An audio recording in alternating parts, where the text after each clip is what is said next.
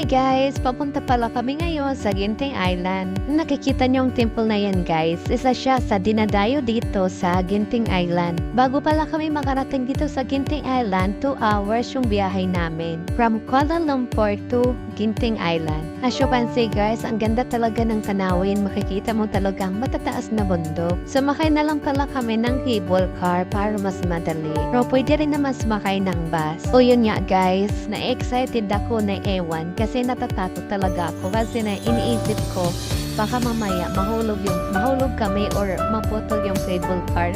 Tapos ang taas-taas pa ng pinag-akyatan namin. Diyos ko.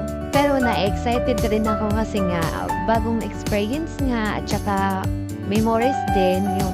So, ini-enjoy ko na lang manood ng mga tanawin para hindi masyadong halata na kinakabahan na. So, yun nga guys. Maraming salamat po sa aking viewers.